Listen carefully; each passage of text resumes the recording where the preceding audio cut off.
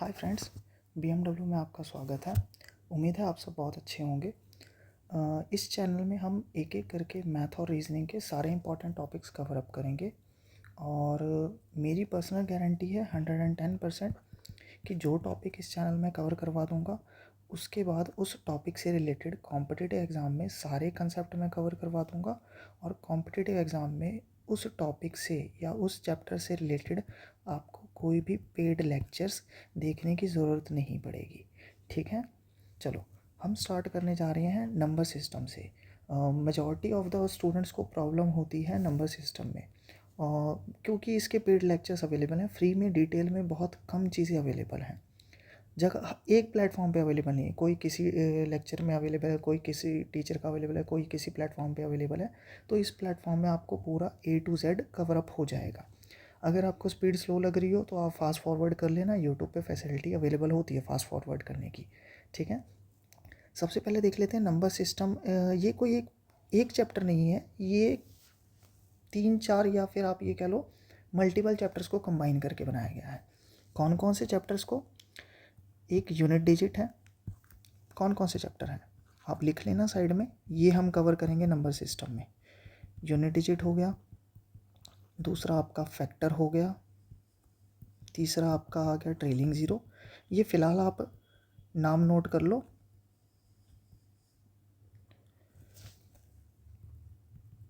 Divisibility, remainder theorem,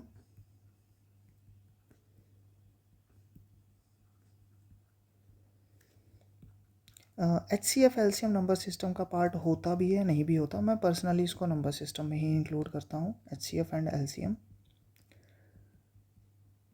और इसमें मैंने एक और चीज़ इंक्लूड की है, सिंप्लीफिकेशन।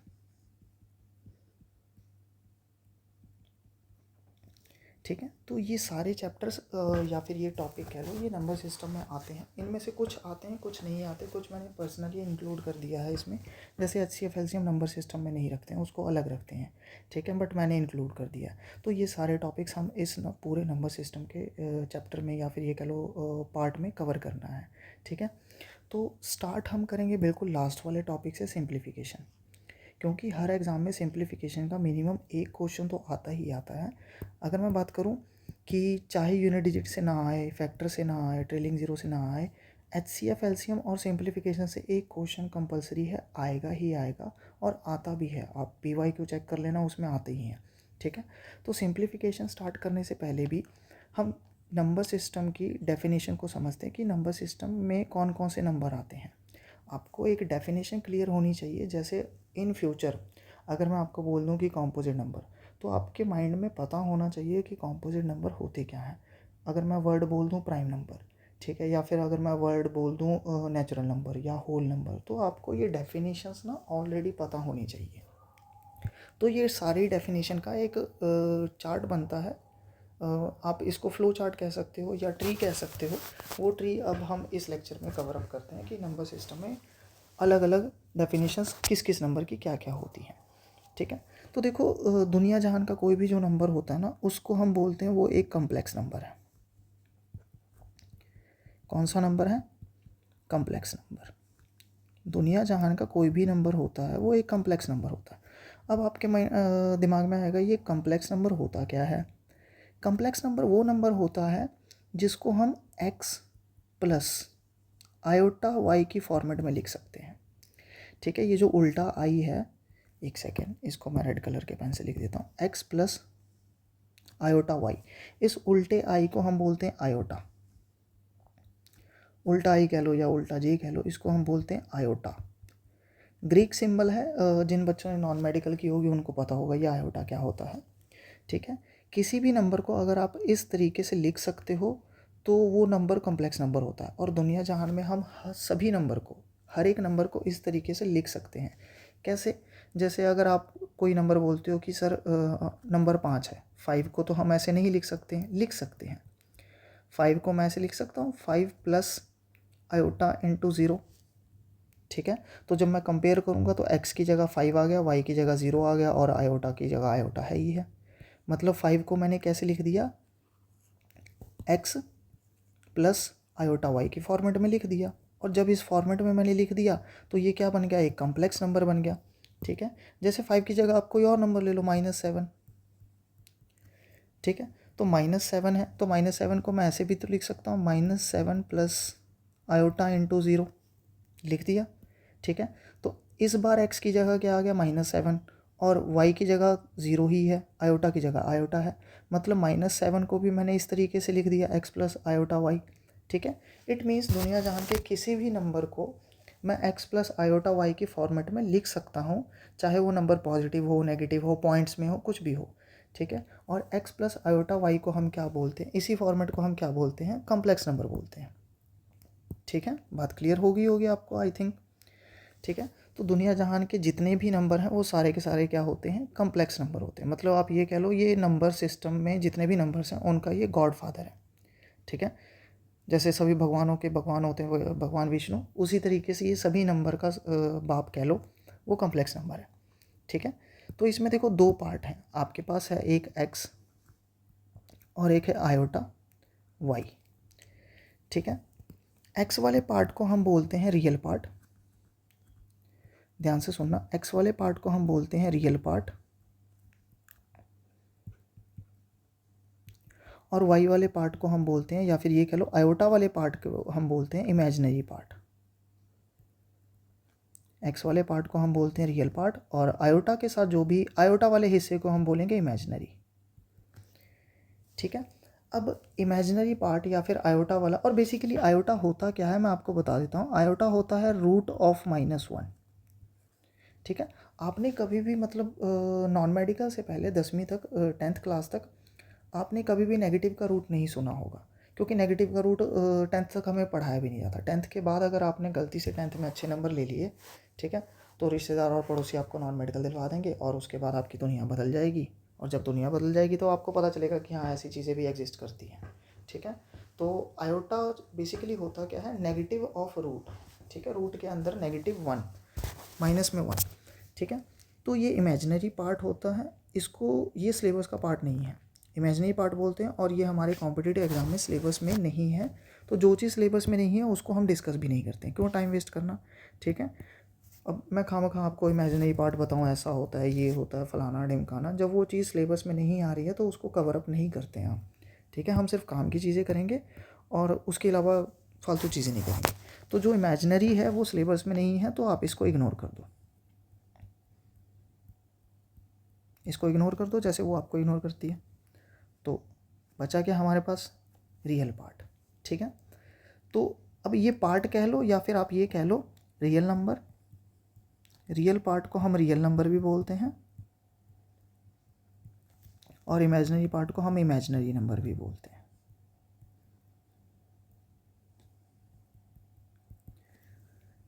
क्लियर। अब रियल नंबर दो तरीके के होते हैं, रियल नंबर हमारे पास दो तरीके के होते हैं। इमेजिनरी पार्ट हम सिलेबस में नहीं है तो उसको हमने इग्नोर कर दिया। सबसे टॉप पे क्या है हमारे पास, सबसे टॉप पे है हमारे पास कॉम्प्लेक्स नंबर। कॉम्प्लेक्स नंबर के दो पार्ट होते हैं, real part and imaginary part. Imaginary part syllabus में नहीं है तो उसको हम कवर अप नहीं करेंगे। ठीक है, अब हम देखते हैं कि रियल पार्ट क्या होता है, या फिर रियल नंबर दो तरीके के कौन कौन से होते हैं। तो रियल नंबर दो तरीके के कौन से होते हैं, एक होता है हमारे पास रैशनल, आपने सुना भी होगा रैशनल नंबर, और एक होता है हमारे पास इर्रेशनल। रैशनल का ऑपोजिट हो जाएगा इर्रेशनल, इर्रेशनल नंबर। ठीक है, अब बेसिक डेफिनेशन क्या होती है, आप सभी ने सुनी होगी बेसिक डेफिनेशन, तो यार सभी बच्चों ने सुनी होगी कि रैशनल नंबर वो नंबर होते हैं जिनको हम p/q की फॉर्म में रिप्रेजेंट कर सकते हैं, विच कैन बी रिटर्न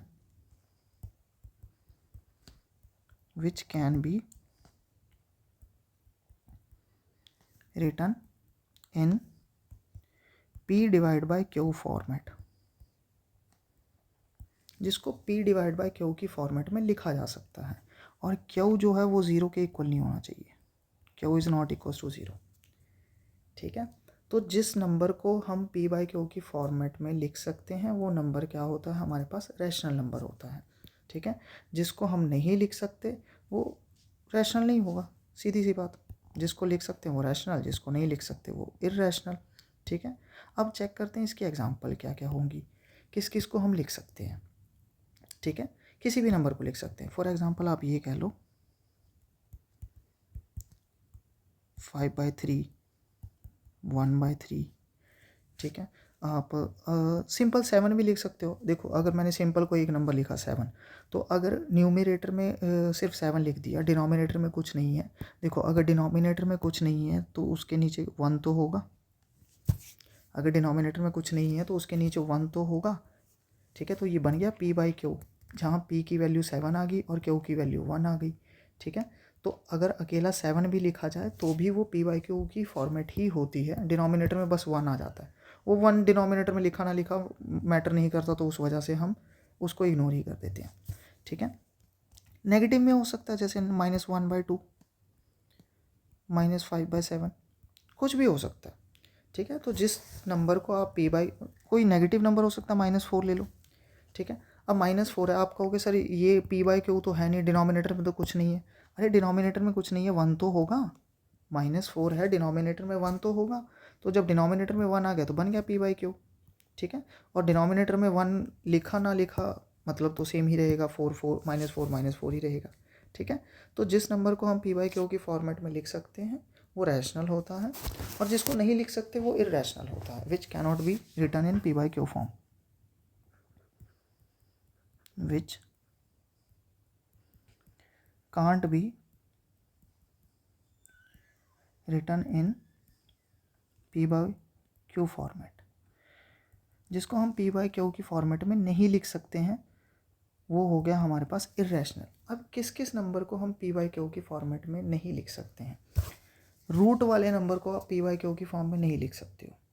ठीक है, जैसे √5 है, √5 को आप P/Q में नहीं लिख सकते हो। √5 की अगर आप वैल्यू निकालोगे तो पॉइंट्स में आएगा। ठीक है, जैसे अगर सपोज करो यहाँ पे जैसे इधर देखो आप, ये 5/3 था। ठीक है, तो ये हमने लिख सकते थे, पॉइंट्स में इसका भी आंसर आ जाएगा। √5 को आप P/Q की फॉर्मेट में कैसे लिखोगे? नहीं लिख सकते हैं। ठीक है, पाई हो गया, पाई भी एक इर्रेशनल है। ठीक है, इसको भी आप P/Q की फॉर्म में नहीं लिख सकते हो। बहुत से बच्चे बोलेंगे कि पाई जो है उसकी वैल्यू 22/7 होती है। नहीं, पाई की एग्जैक्ट वैल्यू 22/7 नहीं होती है। पाई की डेफिनेशन अलग है, वो हम जब ज्योमेट्री करेंगे तब पाई की डेफिनेशन देख लेंगे। बट पाई की वैल्यू 22/7 बिल्कुल भी नहीं होती है। ठीक है, और पाई को P/Q की फॉर्म में लिखा भी नहीं जा सकता है, तो वो इर्रेशनल की कैटेगरी में आ जाता है। पाई इज़ एन इर्रेशनल नंबर। ठीक है, अब जैसे मैं ये कहूँ कि √5/7, इसको भी आप P/Q की फॉर्म में नहीं लिख सकते हो। देखने में P/Q की फॉर्म में लग रहा है, बट ये एक्चुअल में P/Q की फॉर्म में नहीं है। P/Q के मतलब ऊपर भी एक नंबर आना चाहिए, नीचे भी एक नंबर आना चाहिए, और कोई रूट नहीं होना चाहिए। ठीक है, तो रूट वाले नंबर को आप P/Q की जनरल फॉर्म में लिख ही नहीं सकते हो, और इर्रेशनल में वही नंबर्स आते हैं। ठीक है, तो रैशनल, अब इर्रेशनल तो है वो P/Q की फॉर्म में नहीं लिख सकते, तो वो आपका टॉपिक नहीं आता। मतलब आप ये कह लो कि 90% ऑफ द केसेस में इर्रेशनल नंबर पूछे भी नहीं जाते हैं, ना यूज़ होते हैं। ठीक है, हमारा यूज़ क्या होता है टॉपिक में? रैशनल नंबर यूज़ होता है। ठीक है, जितने positive, negative, whole, natural, prime, composite, वो सारे के सारे किस में आ जाते हैं? रैशनल नंबर में आ जाते हैं। तो आगे चेक करते हैं रैशनल नंबर की फर्दर टाइप्स क्या हैं। ठीक है, और ये फर्स्ट वीडियो है। अगर कुछ स्पेलिंग मिस्टेक या कुछ एरर वगैरह आए या कुछ भी हो, अगर कोई गलती वगैरह हो जाती है, उसके लिए एडवांस में सॉरी, आप उसको इग्नोर कर सकते हो। ठीक है, अपना भाई समझ के, क्योंकि ये वेरी फर्स्ट लेक्चर है मेरा, अभी आदत नहीं है यूट्यूब पे पढ़ाने की, इस वजह से। तो चेक करते हैं रैशनल नंबर क्या है हमारे पास। रैशनल नंबर जिसको हम P/Q की फॉर्म में लिख सकते हैं। ठीक है, अब रैशनल नंबर भी दो तरीके के होते हैं। जैसे रियल नंबर दो तरीके के होते थे, रैशनल और इर्रेशनल, उसी तरीके से रैशनल नंबर भी दो तरीके के होते हैं। कौन कौन से, वो चेक करते हैं। सबसे पहला है इंटीजर और दूसरा है नॉन इंटीजर।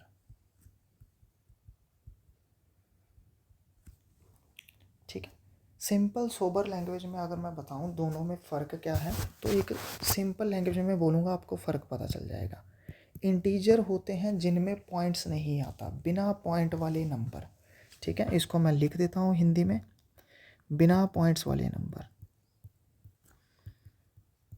बिना पॉइंट्स वाले नंबर।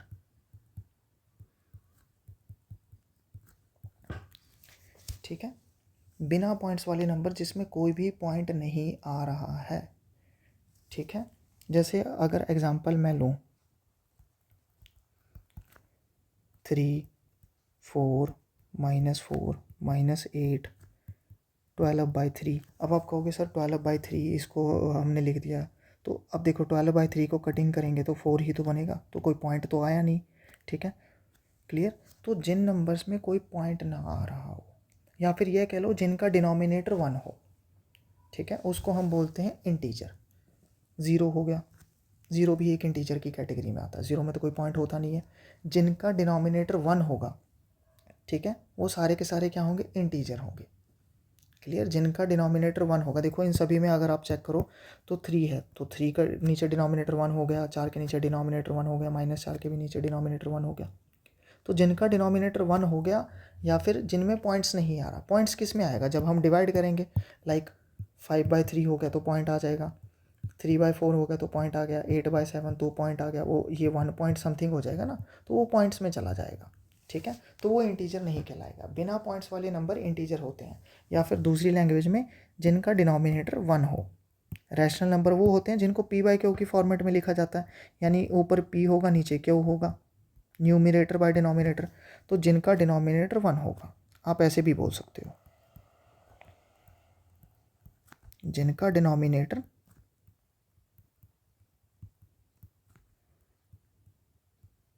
1 होगा, तो पॉइंट्स तो आएगा नहीं। ठीक है, जब पॉइंट्स नहीं आएगा तो वो क्या कहलाएंगे, इंटीजर कहलाएंगे। इंटीजर आपके नेगेटिव भी हो सकते हैं, पॉजिटिव भी हो सकते हैं, ज़ीरो भी हो सकते हैं, वो हम आगे देखेंगे। नॉन इंटीजर कौन से होंगे, पॉइंट्स वाले नंबर, पॉइंट्स वाले नंबर जिनमें पॉइंट्स आ गया। पॉइंट कुछ भी हो सकता है, 1.2, 5.86, 3.7542। ठीक है, 1.33333, आपने ये देखा होगा कई बार वो रिपीट होने लग जाता है।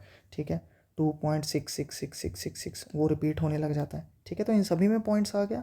तो पॉइंट्स कब आता है, जब डिनोमिनेटर में कोई ना कोई वैल्यू डिवाइड कर रही होती है। जैसे अगर मैं 5 को डिवाइड करूँ 3 से, ठीक है, तो ये बन जाएगा 1.66666666 ऐसा चला जाएगा। ठीक है, अब मैं डिवाइड कर दूँ 5 को 8 से, ठीक है, तो ये 0.625 बन जाएगा।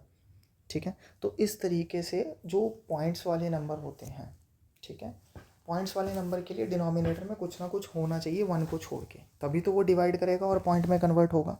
तो इनके डिनोमिनेटर में कुछ ना कुछ होता है। क्या, कुछ भी हो सकता है यार, वो पॉजिटिव भी हो सकता है, नेगेटिव भी हो सकता है।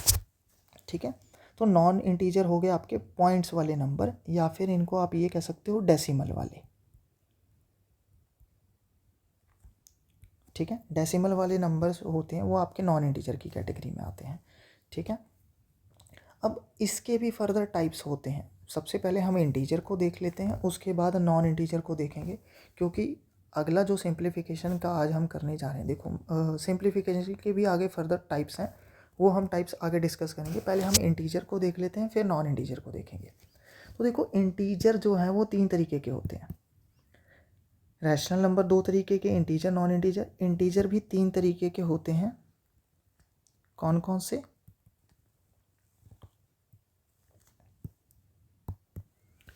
इंटीजर भी 3 तरीके के होते हैं। कौन कौन से हो गए आपके, नेगेटिव, 0, पॉजिटिव। याद रखना, 0 ना तो नेगेटिव की कैटेगरी में आता है, ना पॉजिटिव की कैटेगरी में आता है। 0 0 है, न्यूट्रल है यार। ठीक है, तो नेगेटिव कौन से हो गए, नेगेटिव आपके हो गए -1, -2, -3, बिना पॉइंट्स वाले जो नेगेटिव नंबर हैं। ठीक है, यानी -1 से इन्फानाइट तक, -1 to -infinity.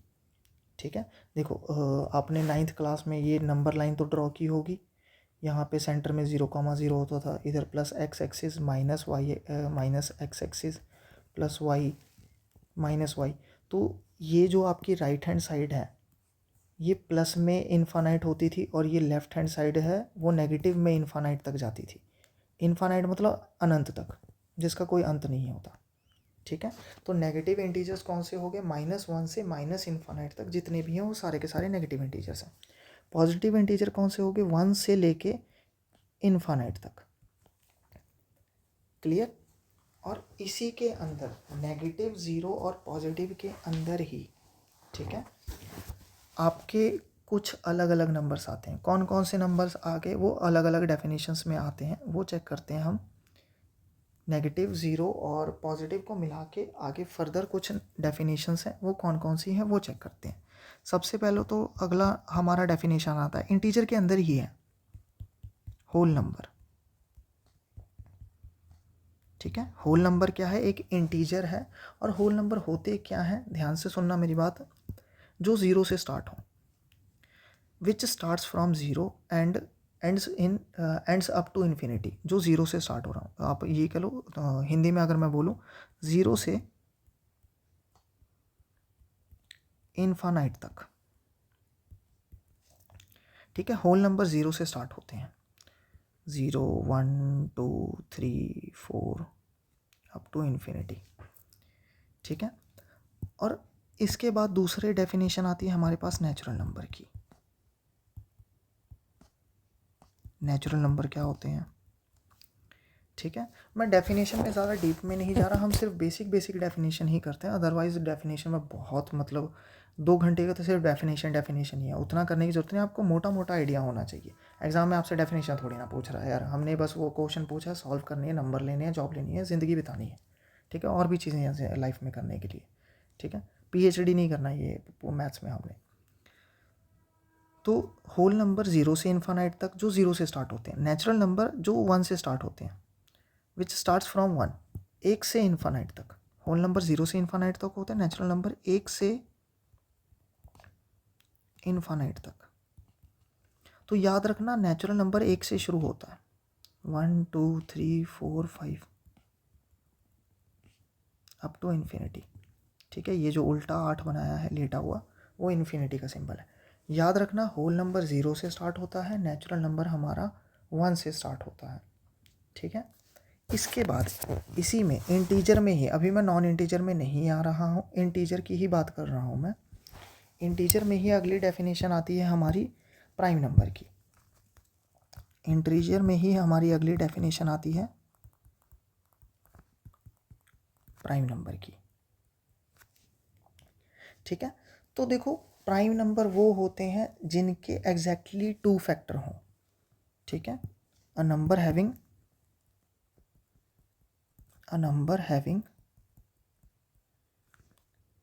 exactly 2 factors, that is 1 and number itself। अब समझो इस बात को, यहाँ पे मैंने एक वर्ड यूज़ किया है फैक्टर। ठीक है, यहाँ पे मैंने एक वर्ड यूज़ किया है फैक्टर। फैक्टर क्या होते हैं? देखो, फैक्टर उस नंबर को तोड़ के लिखने वाली चीज़ को बोलते हैं। ठीक है, देसी लैंग्वेज में अगर मैं आपको बोलूँ, जैसे आपकी पूरी बॉडी है, ये मान लो आपकी बॉडी है। ठीक है, तो ये आपका हाथ है। ठीक है, ये हाथ क्या है? आपकी बॉडी का ही एक पार्ट है, तो ये हाथ क्या हो गया? एक फैक्टर हो गया। ये पैर क्या है? आपकी बॉडी का पार्ट है, तो ये पैर क्या हो गया? आपकी बॉडी का एक फैक्टर हो गया। ये आपका खोपड़ा हो गया। ठीक है जोक्स अपार्ट, ये आपका सर हो गया, तो ये भी क्या है? एक फैक्टर है। ठीक है, तो फैक्टर, अब ये तो बॉडी की बात कर ली हमने। ठीक है, सिमिलरली नंबर के पार्ट्स को हम फैक्टर बोलते हैं। जैसे अगर मैं एक एग्जांपल लूँ, एग्जांपल के ज़रिए समझते हैं, ज़्यादा अच्छे से समझ आएगा। ठीक है, जैसे अगर मैं लिखूँ 6, नंबर है 6, तो 6 को मैं ब्रेक करके ऐसे भी तो लिख सकता हूँ यार, 1 × 6। ठीक है, और कैसे लिख सकते हैं? 2 × 3। देखो, ये इंटीजर में है, पॉइंट्स में नहीं रखना है इसको। अब ये सारी चीज़ें हम इंटीजर में कर रहे हैं, मतलब पॉइंट्स नहीं आना चाहिए। ठीक है, तो प्राइम नंबर एक इंटीजर है, इसमें पॉइंट्स नहीं आएगा, तो पॉइंट्स में आप ब्रेक भी नहीं कर सकते। ऐसा नहीं कर सकते कि सर 1.5 इंटू 4 कर लेते हैं, नहीं, ये इंटीजर आ जाए, नॉन इंटीजर हो जाएगा, ठीक है, जबकि प्राइम नंबर एक इंटीजर की कैटेगरी में आता है, ठीक है। तो देखो इसको हमने ब्रेक करके लिखा 1 इंटू 6 में और 2 इंटू 3 में, यानी 6 के कितने फैक्टर आए, फैक्टर ऑफ 6 क्या हुए, फैक्टर ऑफ 6 हो गए 1 2 3 6। कितने फैक्टर हुए 6 के, 4 फैक्टर हो गए, ठीक है। सिमिलरली अगर मैंने एक नंबर लिया 8 छोड़ो, मैंने एक नंबर ले लिया 4 को ऐसे भी तो लिख सकते हैं 1 इंटू 4, किसी भी नंबर को 1 इंटू इट सेल्फ तो लिख ही सकते हैं, ठीक है। और दूसरे तरीके से कैसे लिख सकते हैं, 2 इंटू 2। तो देखो 4 के कितने फैक्टर हुए, फैक्टर ऑफ 4 कौन कौन से आए, 1 2 एंड 4। तो 4 के कितने फैक्टर हो गए, 3 फैक्टर हो गए। मतलब क्या हुआ, वो नंबर जिनके सिर्फ 2 फैक्टर हों, ठीक है, वो नंबर जिनके सिर्फ 2 फैक्टर हों उन्हीं को प्राइम नंबर बोला जाएगा, ठीक है। और वो 2 फैक्टर कौन कौन से होने चाहिए, एक तो 1 होना चाहिए और एक वो नंबर खुद होना चाहिए, उसके अलावा कोई और उसका फैक्टर ना बने, उन नंबर्स को हम बोलते हैं प्राइम नंबर्स, ठीक है। मैं यहीं पे डेफिनेशन बता रहा हूँ, मैं आगे डेफिनेशन नहीं बताऊँगा, ठीक है। आगे वाले चैप्टर, आने वाले चैप्टर्स में अगर प्राइम नंबर का जिक्र होगा, मैं बार बार डेफिनेशन नहीं बताने वाला उधर, ठीक है। तो 4 के देखो 3 फैक्टर हैं, 1 2 एंड 4, ठीक है। सिर्फ 2 फैक्टर चाहिए आपको, तो जिन जिन नंबर्स के सिर्फ 2 फैक्टर होते हैं उनको हम बोलते हैं प्राइम नंबर। और 2 फैक्टर कौन से होते हैं, 1 और वो नंबर इटसेल्फ खुद, ठीक है। जैसे प्राइम नंबर की अगर मैं एग्जांपल लूँ, ये प्राइम नंबर्स हैं, प्राइम नंबर एग्जांपल्स कौन कौन से हो गए, सबसे पहला प्राइम नंबर होता है 2, 1 प्राइम नंबर नहीं है, मैंने कहा 2 फैक्टर होने चाहिए, अ नंबर हैविंग एग्जैक्टली, यहाँ पे वर्ड यूज़ किया गया है एग्जैक्टली, मतलब सिर्फ 2 फैक्टर होने चाहिए, ना तो 2 से ज़्यादा ना 2 से कम। तो अगर मैं 1 लेता हूँ तो 1 का तो फैक्टर यार 1 ही होता है, 1 को आप और कैसे लिख सकते हो, तो वो प्राइम नंबर नहीं होता। तो सबसे स्मॉलेस्ट प्राइम नंबर है 2। देखो 2 को आप कैसे लिख सकते हो, 2 को आप 1 इंटू 2 ही लिख सकते हो, इसके 2 फैक्टर बने 1 और दूसरा वो नंबर इटसेल्फ 2 खुद आ गया, ठीक है। तो 2 आ गया आपके पास। 2 के बाद अगला प्राइम नंबर कौन सा होता है, 3। 3 को आप ऐसे लिख सकते हो 1 इंटू 3, तो पहला फैक्टर तो 1 बन गया, दूसरा फैक्टर 3 बन गया, इसके अलावा और कोई फैक्टर ही नहीं है, तो 3 प्राइम नंबर है। सिमिलरली 5 देन 7, 9 प्राइम नंबर होगा क्या, नहीं, 9 को आप ऐसे भी लिख सकते हो 1 इंटू 9, और आप इसको ऐसे भी लिख सकते हो 3 इंटू 3। तो 9 के 2 से ज़्यादा फैक्टर हो गए, 1 3 एंड 9 हो गए हैं, 2 से ज़्यादा हुए तो 9 प्राइम नंबर की कैटेगरी में नहीं आएगा, ठीक है। तो 7 के बाद हो गया 11, ऐसे चलता जाता है, ठीक है।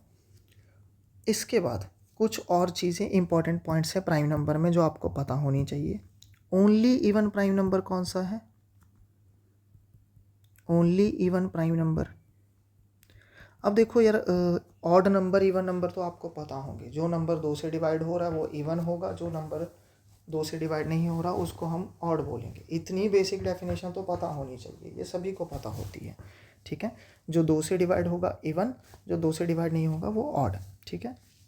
और इवन ऑड को हिंदी में क्या बोलते हैं उसके लिए आई एम रियली सॉरी, इतना डिटेल में नहीं पता मेरे को कि मैं इंग्लिश में भी और हिंदी में भी डेफिनेशन बता पाऊँ, ठीक है। तो थोड़ी बहुत आपको इंग्लिश आनी भी चाहिए यार, कॉम्पिटिटिव एग्जाम में इंग्लिश का भी पोर्शन होता है ना करने के लिए, ठीक है। तो ओनली इवन प्राइम नंबर मेरे पास कौन सा है, 2, ठीक है। अब इसके बाद दूसरी डेफिनेशन क्या आती है, 3 consecutive prime number, 3 consecutive prime number. अब यहाँ पे मैंने एक वर्ड यूज़ किया है कॉन्जिक्यूटिव, कॉन्जिक्यूटिव भी बोल सकते हैं, कंजक्टिव भी बोल सकते हैं, अपने अपने बोलने का तरीका होता है, ठीक है। आप जैसे मर्जी बोलो इसको, प्रोनाउंसिएशन मैटर नहीं करती। यहाँ पे हम कोई आइल्स का पेपर नहीं दे रहे हैं कनाडा या ऑस्ट्रेलिया वगैरह जाने के लिए, ठीक है। कंजिक्यूटिव क्या होता है, ध्यान से समझना, जो लगातार नंबर हो जिनमें गैप क्या हो, सेम हो, उनको हम बोलते हैं वो नंबर क्या है, कंसेक्टिव नंबर्स हैं, ठीक है। जैसे 1 2 3 4, इनमें कितने का गैप है, 1 1 का गैप है, तो ये कंसेक्टिव नंबर है। जैसे 2 4 6 8 10, इनमें चेक करो दो दो का गैप है, इसमें भी दो का गैप है, इसमें भी दो का गैप है, इसमें भी दो का गैप है, इसमें भी दो का गैप है, तो सभी में दो का गैप है, तो ये कंसेक्टिव नंबर्स हैं। ठीक है, ज़रूरी नहीं है गैप 1 का हो, गैप सेम होना चाहिए बस। जैसे 3, 7, 11, 15, तो देखो सभी में इसमें 4 का गैप है, इसमें भी 4 का गैप है, इसमें भी 4 का गैप है, तो ये भी क्या है, कंसेक्टिव नंबर्स हैं।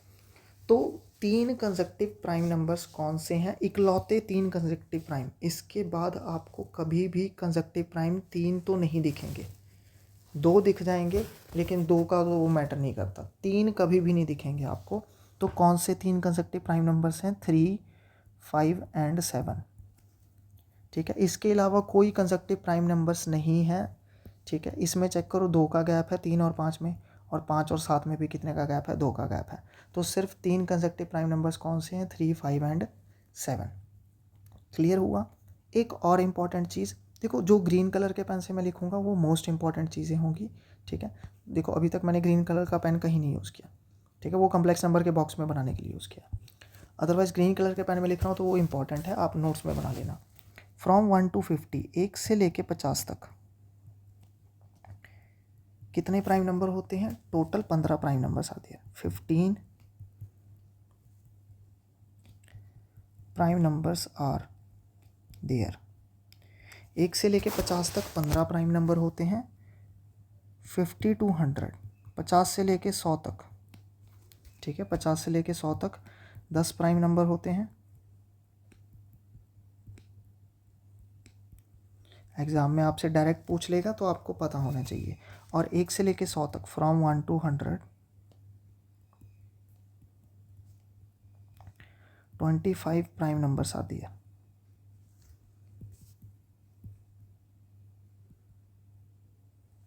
ठीक है, अब 1 से लेके 50 तक कौन कौन से प्राइम नंबर होते हैं वो भी हम फटाफट देख लेते हैं। 2, 3, 5, 7, 11, 13, एक रफ आइडिया लग जाएगा और कुछ नहीं। 19, 23, 29, 31, 37, 43, 47, 1, 2, 3, 4, 5, 6, 7, 8, 9, 10, 11, 12, 13, 14, एक रह गया, just a minute. 23, 29, 31, 37, 41, sorry my mistake, 41 skip हो गया था। ठीक है, तो ये 15 प्राइम नंबर हैं, ये आपके दिमाग में छपे हुए होने चाहिए। ठीक है, कल को ये पता होगा तो आइडिया हेल्पफुल हो जाएगा, जगह जगह पे मतलब कहीं पे भी काम आ सकते, तो आइडिया होना चाहिए। ठीक है, और 50 से लेके 100 तक कौन कौन से प्राइम नंबर होते हैं, 53, 57 तो नहीं होगा, 61, 67,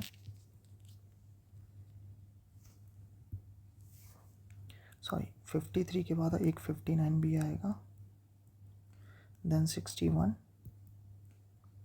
67, 71 आ जाएगा, देन 73, 70 नहीं 77 तो जाता है 11 पे, 79, 83, 89 एंड लास्ट 97।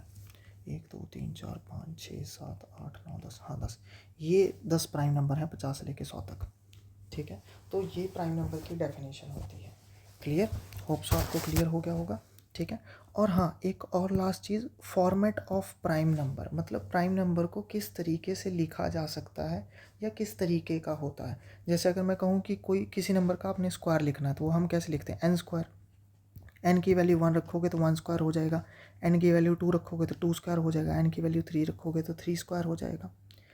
तो प्राइम नंबर को किस तरीके से रिप्रेजेंट किया जाता है, format of prime number, format of prime number. और बहुत इंपॉर्टेंट चीज़ है ये, प्राइम नंबर किस फॉर्मेट में होता है, ये होता है 6n ± 1। ये फॉर्मेट ऑफ प्राइम नंबर है 6n + 1। n की वैल्यू कुछ भी रखो, कोई भी इंटीजर रख दो, इंटीजर मतलब कोई भी बिना पॉइंट वाला नंबर रख दो। n की वैल्यू 1, 2, 3, 4, 5 कुछ भी रख सकते हो, आपके पास प्राइम नंबर मिल जाएगा। ठीक है, ये प्राइम नंबर को लिखने का तरीका है। हर बार प्राइम नंबर मिलेगा n की वैल्यू पे, ज़रूरी नहीं है। जैसे हम एक बार n की वैल्यू पुट करके देख लेते हैं। ठीक है, जैसे अगर मैं, देखो फॉर्मेट क्या है, 6n प्लस माइनस 1, ठीक है, प्लस माइनस है ध्यान रखना। अगर मैं n की वैल्यू रखता हूँ 1, अगर मैं n की वैल्यू रखता हूँ 1, तो ये आ जाएगा 6 इंटू 1, एक बार प्लस करेंगे और 6 इंटू 1 एक बार माइनस करेंगे। 6 प्लस 1 6 माइनस 1, 6 प्लस 1 होता है 7 और 6 माइनस 1 होता है 5। देखो 5 और 7 दोनों ही प्राइम नंबर हैं। अगर मैं n की वैल्यू रखता हूँ 2, तो 6 इंटू 2 प्लस 1, 6 इंटू 2 माइनस 1, तो 12 प्लस 1 12 माइनस 1, तो 12 प्लस 1 13, 12 माइनस 1 11, ये भी प्राइम नंबर है।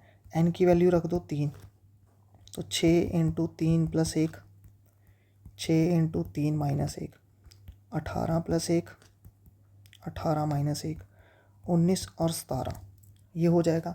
अब n की वैल्यू ज़रा 4 रख के पुट करना, तो 6 इंटू 4 प्लस 1, 6 इंटू 4 माइनस 1, तो ये हो जाएगा 24 प्लस 1 और 24 माइनस 1, तो ये हो जाएगा 25 और ये हो जाएगा 23। देखो 23 तो प्राइम नंबर है बट 25 नहीं है यार, 25 प्राइम नंबर नहीं है। मतलब n की वैल्यू पुट करने पे हर बार प्राइम नंबर मिलेगा ये ज़रूरी नहीं है, बट मिलेगा ज़रूर, ठीक है।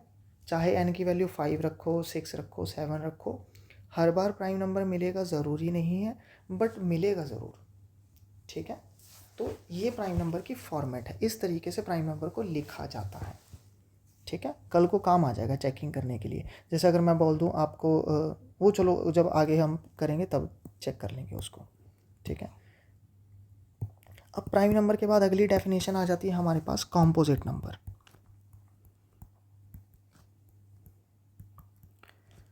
कॉम्पोजिट नंबर क्या होते हैं? अदर देन प्राइम नंबर, ठीक है। इसकी बेसिक डेफिनेशन बता रहा हूँ, उसके अलावा कुछ भी नहीं है। प्राइम नंबर क्या है? Number having exactly 2 factors. Composite number क्या होते हैं? Other than prime number, other than prime number, prime number के अलावा, या फिर ये कह लो वो नंबर जो प्राइम नंबर को मल्टीप्लाई करके बने, ठीक है। कॉम्पोजिट नंबर को हिंदी में लिख देता हूँ, वो नंबर जो प्राइम नंबर्स को मल्टीप्लाई करके बन रहे हैं, मल्टीप्लाई करके बने, उसको हम बोलते हैं कॉम्पोजिट नंबर, ठीक है। जैसे आप इसकी एग्जांपल ले लो, मैं इसकी एग्जांपल लेता हूँ 4, तो 4 एक कॉम्पोजिट नंबर है। कैसे? 4 किस किस को मल्टीप्लाई करके बना? कौन से प्राइम नंबर को मल्टीप्लाई करके बना? 2 इंटू 2। अब मैंने बोला प्राइम नंबर को मल्टीप्लाई करके कॉम्पोजिट नंबर बनता है। अब वो प्राइम नंबर अलग अलग भी हो सकते हैं, सेम भी हो सकते हैं। जैसे 4 के केस में 2 और 2 ये दोनों प्राइम नंबर मेरे सेम थे, ठीक है। अलग अलग भी हो सकते हैं। जैसे अलग अलग कैसे? मतलब मैंने एग्जांपल ले लिया 6 9 12, ठीक है। अब 6 को मैं कैसे लिख सकता हूँ यार? 3 इंटू 2, 3 भी प्राइम नंबर है, 2 भी प्राइम नंबर है, तो 6 क्या हो गया? कॉम्पोजिट हो गया। 9 को क्या लिख सकते हैं? 3 इंटू 3। अब 4 को क्या लिख सकते हैं? अब आप कहोगे सर 4 को हम 12 को हम लिख सकते हैं 4 इंटू 3। 3 तो प्राइम है बट 4 प्राइम नहीं है। अरे यार 4 को फर्दर तोड़ दो ना, 2 इंटू 2 इंटू 3। 12 को आपने लिखा 4 इंटू 3, 3 प्राइम है पर 4 नहीं है, तो 4 को फर्दर ब्रेक कर लो 2 इंटू 2 में, तो ये हो गया प्राइम नंबर्स को ब्रेक करके हमने लिख दिया ना। तो कॉम्पोजिट नंबर क्या होते हैं? प्राइम नंबर्स को मल्टीप्लाई करके बनते हैं। वो नंबर जो प्राइम नंबर को मल्टीप्लाई करके बने उनको हम बोलते हैं कॉम्पोजिट नंबर, ठीक है। अब इसमें भी 2 डेफिनेशन आती है और दोनों इंपॉर्टेंट हैं। 2 डेफिनेशन कौन सी? स्मॉलेस्ट कॉम्पोजिट नंबर कौन सा है? 1 भी कॉम्पोजिट नहीं है, ठीक है। कॉम्पोजिट नंबर प्राइम नंबर को मल्टीप्लाई करके बनता है, तो 1 किसको मल्टीप्लाई करके बनेगा यार? 1 तो किसी भी नंबर को, किसी भी प्राइम नंबर को मल्टीप्लाई करके नहीं बनेगा। तो स्मॉलेस्ट कॉम्पोजिट नंबर कौन सा है? 4। स्मॉलेस्ट ऑड कॉम्पोजिट नंबर कौन सा है? Smallest odd composite number, odd मतलब जो 2 के टेबल पे नहीं जाता है, ठीक है। तो देखो 3 भी प्राइम है, 5 भी प्राइम है, 7 भी प्राइम है, ठीक है। तो कौन सा स्मॉलेस्ट ऑड नंबर है? सबसे पहला जो कॉम्पोजिट होगा वो है 9, ठीक है। तो आपको ये पता होना चाहिए स्मॉलेस्ट कॉम्पोजिट नंबर जो है वो 4 है, स्मॉलेस्ट ऑड कॉम्पोजिट नंबर क्या है? वो 9 है, ठीक है। इसके बाद एक और डेफिनेशन हमें पता होनी चाहिए, कोप्राइम। ये अभी हम इंटीजर का ही पार्ट कर रहे हैं, नॉन इंटीजर अभी हमने नहीं देखा है, ना छेड़ा है, ठीक है, उसको बाद में छेड़ेंगे या देखेंगे। तो लास्ट डेफिनेशन है, उसके बाद सेशन ओवर करते हैं, बाकी हम इसको अगले लेक्चर में कंटिन्यू करेंगे, ठीक है। आई होप सो पहले ही वीडियो इतनी ज़्यादा लेंथी बन जाएगी, बट ये चीज़ मेरे को स्टार्टिंग में बोलनी चाहिए, बट मैं बिल्कुल लास्ट में बोल रहा हूँ, उसके लिए हम सॉरी। देखो ऑफलाइन क्लासेस में भी क्या होता है, ये कड़वा सच कह लो इसको, ऑफलाइन में भी क्या होता है कि मैंने ऑफलाइन में भी पढ़ाया है, तो ऑफलाइन में भी मतलब आप ये कह लो, अगर आपके पास 100 स्टूडेंट हैं तो 100 में से तो यार 90 बच्चा जो होता है वो टाइम पास के लिए होता है, ठीक है। सिलेक्शन कौन करवाता है, 10 बच्चा, ठीक है। और वो 10 बच्चे जो होते हैं वो ऑटोमेटिकली खुद इंटेलिजेंट होते हैं, या फिर ये कह लो जिम्मेदार होते हैं, बस टीचर जो है वो उसको थोड़ा सा निखार देता है। जैसे जौहरी होता है वो हीरे को पॉलिश कर देता है, बस हीरा तो स्टार्टिंग से ही हीरा होता है ना, जौहरी तो बस उसको पॉलिश करता है। तो वही 10 बच्चों को टीचर पॉलिश कर देता है, उसी की सिलेक्शन होती है और उसी को एडवर्टाइज़ करके कोचिंग इंडस्ट्री चलती है, ये एक इंडस्ट्री ही कह लो, ठीक है। और 90 बच्चा टाइम पास के लिए होता है, मतलब वो उनकी ये कह लो इनकम सोर्स होती है कोचिंग इंस्टीट्यूट्स वालों की। तो यहाँ पे यूट्यूब पे भी वही है, अगर आपको मेरा कंटेंट सही लगे और आपको वाकई में नॉलेज की ज़रूरत हो फ्री में, ठीक है, कि फ्री में नॉलेज लेना है, मैंने स्टार्टिंग में बोला जो टॉपिक मैं यहाँ पे करवा दूँगा उसके लिए कोई पेड कोर्स या कोई पेड लेक्चर देखने की ज़रूरत नहीं पड़ेगी। बिलीव मी, इस प्लेटफॉर्म में BMW में आपको ऐसे ऐसे टॉपिक फ्री में मिल जाएंगे जो आपने पेड में भी नहीं देखे होंगे या फिर पेड में ही देखे होंगे, ठीक है। तो अगर तो आपको वाकई में नॉलेज चाहिए, ठीक है, और फ्री में नॉलेज चाहिए और सही नॉलेज, या फिर ये कह लो कि सीक्वेंस वाइज नॉलेज चाहिए, तो आप सब्सक्राइब कर लेना और इसको आगे भी फॉरवर्ड कर देना। अगर आपके नोन में कोई जेन्युइन स्टूडेंट है या कोई जेन्युइन बच्चा है जिसको तैयारी की ज़रूरत है और वो उसको नहीं पता कि कैसे तैयारी करनी है, या वो पेड नहीं ले सकता, हालांकि पेड कोर्सेज भी बहुत सस्ते में है, बट नहीं ले सकता, तो उसको ये फॉरवर्ड कर सकते हो आप, ठीक है। यूट्यूब पे भी होता है कि अगर 100 सब्सक्राइबर हैं तो 100 में से 10 होंगे एक्चुअल देखने वाले, 90 टाइम पास के लिए होंगे, ठीक है। तो मुझे वो टाइम पास वाले बच्चे नहीं चाहिए। अगर आप टाइम पास वाले हो तो अभी सब्सक्राइब मत करना, मुझे ज़रूरत नहीं है, ठीक है। कि हाँ 1000 सब्सक्राइबर हो जाएंगे, 4000 घंटे हो जाएंगे तो मोनेटाइजेशन स्टार्ट हो जाएगी, डॉलर्स में इनकम आ जाएगा, नहीं, मेरी इनकम सोर्स अलग है, मुझे इससे कोई फ़र्क नहीं पड़ता यूट्यूब से इनकम सोर्स आ रही है या नहीं। मेरा एक ड्रीम है, माइलस्टोन है कि यूट्यूब पे पूरा maths A to Z from basic to high level सारा का सारा फ्री करना है, ठीक है। ये मेरा ड्रीम था और इसको मैं स्टार्ट कर रहा हूँ आज, ठीक है। तो इस वजह से ये आज पहला लेक्चर है मेरे ड्रीम का, तो देखते हैं ये कब जाके कंप्लीट होता है, ठीक है। तो पेशेंस बना के देखिएगा वीडियो, चाहे अगर थोड़ी सी लेंथी हो जाए तो आप फास्ट फॉरवर्ड कर सकते हो और या 2 पार्ट में देख सकते हो, ठीक है। तो लास्ट डेफिनेशन है, इसके बाद हम लेक्चर ओवर कर देंगे। हमारे पास है कोप्राइम, ठीक है। अब देखो कोप्राइम क्या होता है। प्राइम नंबर्स क्या होते हैं, जिनके 2 फैक्टर होते हैं, ठीक है, ध्यान से देखना। प्राइम नंबर मैंने क्या बताया, नंबर हैविंग 2 फैक्टर, यानी 2, जो अब सिंपल डेफिनेशन में कहूँ, जो नंबर खुद के टेबल पे जाता है, 2 जो है वो 2 के टेबल पे ही आएगा, 3 जो है वो 3 के टेबल पे आएगा, 5 जो है 5 के टेबल पे आएगा, 7 जो है 7 के ही टेबल पे आएगा, ठीक है। अब जैसे 6 है, 6 2 के टेबल पे भी आता है, 3 के टेबल पे भी आता है। 12 है, 12 2 के टेबल पे भी आता है, 3 के टेबल पे भी आता है, 4 के टेबल पे भी आता है, 6 के टेबल पे भी आता है, ठीक है। मतलब जो नंबर खुद के टेबल पे आएगा वो प्राइम होगा, यानी जिस नंबर को खुद से ही मतलब होगा वो प्राइम नंबर होगा, ठीक है। तो प्राइम नंबर को मैं ये मतलब ये मेरी डेफिनेशन है, जो मतलबी नंबर होते हैं, जैसे हमारी ज़िंदगी में मतलबी लोग भी होते हैं ना, तो उनको आप प्राइम नंबर भी बोल सकते हो। तो प्राइम नंबर क्या होते हैं, मतलबी नंबर जो खुद के टेबल पे जाते हैं, मतलबी नंबर, ठीक है। जैसे मतलबी लोगों को खुद से मतलब होता है और किसी से मतलब नहीं होता, वैसे ही प्राइम नंबर को खुद से मतलब होता है, वो खुद के टेबल पे ही जाता है और किसी के टेबल पे नहीं जाता, ठीक है। को प्राइम क्या होते हैं, जब देखो आप एक ग्रुप में खड़े हो, उस ग्रुप में 3-4 मतलबी लोग आपस में खड़े हो गए हैं, ठीक है, सारे के सारे मतलबी हैं, जिसको एक दूसरे से कोई मतलब नहीं है, वो मतलबी लोगों का ग्रुप बन गया, वैसे ही मतलबी नंबर्स का ग्रुप हो जाएगा, वो को प्राइम होगा।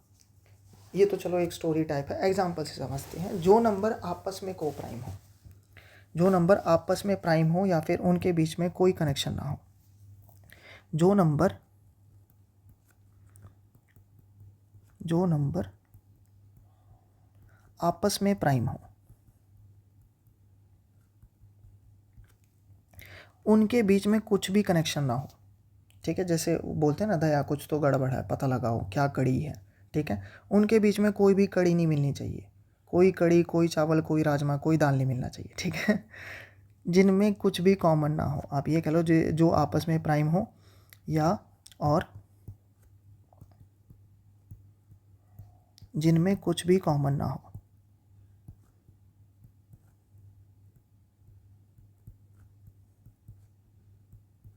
ठीक है, कोई भी चीज़ आपको कॉमन नहीं मिलनी चाहिए। एग्जाम्पल के ज़रिए समझते हैं, कुछ भी कॉमन नहीं होना चाहिए तो वो को प्राइम होंगे। जैसे अगर मैंने बोला 5 एंड 9। ठीक है, तो देखो 5 के टेबल पे 9 नहीं आता, 9 के टेबल पे 5 नहीं आता, और ये दोनों नंबर किसी के टेबल पे नहीं आते। ठीक है, देखो हालांकि 9 प्राइम नंबर नहीं है, 5 प्राइम नंबर है, बट 9 नहीं है, लेकिन जब मैंने इन दोनों को आपस में ज्वाइन करके लिखा तो इन दोनों के बीच में कुछ भी कॉमन नहीं है, तो ये को प्राइम होगा। ठीक है, अब जैसे 2 या 2 से ज़्यादा भी हो सकते हैं, जैसे मैंने एक नंबर ले लिया 4, 9 और एक नंबर ले लिया 13। देखो अब 4 प्राइम नहीं है, 9 भी प्राइम नहीं है, 13 प्राइम है, लेकिन ये पहले 2 प्राइम नंबर नहीं है, ये कॉम्पोजिट है। लेकिन देखो 4 के टेबल पे 9 नहीं आता, 9 के टेबल पे भी 4 नहीं आता, ना तो 9 के टेबल पे 13 आता है, ना 13 के टेबल पे 9 आ रहा है, ना 13 के टेबल पे 4 आ रहा है, ना ही ये तीनों किसी एक सिंगल टेबल पे आ रहे हैं, तो कुछ भी कॉमन नहीं है, तो ये को प्राइम है। अब जैसे मैंने एक और एग्जांपल लिखा, जैसे 4, 12 और आप ये इसको ऐसे कह लो 15। ठीक है, अब देखो ये तीनों प्राइम नंबर नहीं है, लेकिन देखो 4 के टेबल पे 12 आता है, हाँ 4 के टेबल पे 12 आता है, लेकिन क्या 4 के टेबल पे 15 आता है? आप कहोगे नहीं, 4 के टेबल पे तो 15 नहीं आ रहा। ठीक है, 12 के टेबल पे भी 15 नहीं आता, 15 के टेबल पे भी ना तो 4 आता है ना 12 आता है। ठीक है, और अगर मैं कॉमन देखूं तो देखो 4 और 12 में कॉमन है, ये दोनों 4 के टेबल पे आते हैं, 12 और 15 जो है वो 3 के टेबल पे आते हैं। तो या तो अगर मैं चेक करूं तो या तो इन दोनों में कॉमन कड़ी मिल रही है, या इन दोनों में कॉमन कड़ी मिल रही है। तीनों को मिला के कुछ नहीं मिल रहा, मैंने तीनों का ग्रुप बनाया है ना, तो तीनों को मिला के कुछ कॉमन है नहीं, तीनों को मिला के कुछ कॉमन नहीं है। तो जब तीनों को मिला के कुछ कॉमन नहीं है तो ये को प्राइम होंगे, अगर कॉमन होता तो को प्राइम नहीं होते। जैसे लास्ट एग्जांपल लेते हैं, जैसे सपोज यहाँ पे मैंने लिख दिया 4, 12 और 20। ठीक है, तो देखो 4 के टेबल पे 12 आता है, 4 के टेबल पे भी 20 आता है, हालांकि 12 के टेबल पे ना तो 4 आता है, ना 12 के टेबल पे 20 आता है, ना 20 के टेबल पे 4 आता है, ना 20 के टेबल पे 12 आता है। लेकिन इन तीनों में अगर मैं कॉमन देखूं तो ये तीनों जो हैं वो 4 के टेबल पे आते हैं, तो कॉमन मिल गया। अगर तो कॉमन मिल जाए तो वो को प्राइम नहीं होगा, ये को प्राइम नहीं है। कॉमन नहीं मिलना चाहिए, कुछ भी कॉमन ना हो तो को प्राइम होना चाहिए। ठीक है, कुछ भी कॉमन नहीं होगा तो को प्राइम होगा, 2 या 2 से ज़्यादा भी हो सकते हैं, अगर कुछ भी कॉमन मिल गया तो वो को प्राइम नहीं होगा। ठीक है, तो ये बेसिक डेफिनेशन थी कुछ वैल्यूज़ की जो आप इंटीजर की कैटेगरी में रखते हो। ऑड नंबर और इवन नंबर तो आपको पता होंगे, मैं फिर भी लिख देता हूँ, कुछ बच्चों को नहीं पता होते हैं। ठीक है, ऑड नंबर क्या होते हैं?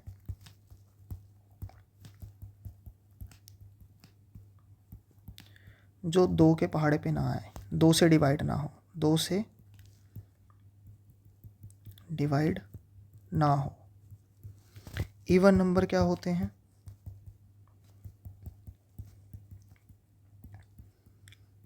जो 2 से डिवाइड हो जाए, जो 2 से डिवाइड हो। ठीक है, दैट्स इट। ये ऑड नंबर और इवन नंबर की डेफिनेशन है। इसके अलावा ये सारे इंटीजर की कैटेगरी में आते थे, तो मैंने इसकी डेफिनेशन बता दी। नॉन इंटीजर हम अगले लेक्चर में देखेंगे, क्योंकि पढ़ाने को तो मैं 2 घंटे का भी लेक्चर बना सकता हूँ, लेकिन आप बोर हो जाओगे। फिलहाल के लिए 30, 40 या फिर 50 मिनट्स का लेक्चर इनफ है स्टार्टिंग फेज़ में। उसके बाद हम इसकी लेक्चर्स की टाइमिंग को इंक्रीज़ कर देंगे। तो नॉन इंटीजर और उसके आगे वाले जो टाइप्स और डेफिनेशंस बनती हैं वो हम नेक्स्ट लेक्चर में देखेंगे। तो पेशेंस बनाने के लिए थैंक यू सो मच, और आई नीड योर सपोर्ट। सिर्फ सीरियस बच्चे, और चलो अगर सीरियस बच्चे भी नहीं है, आपको लगता है इन फ्यूचर उसका काम भले के लिए है, तो आप उसको फॉरवर्ड कर सकते हो। ठीक है, तो फ़िलहाल के लिए इतना ही। Thank you so much. हम नेक्स्ट लेक्चर में मिलते हैं। ध्यान रखिएगा अपना।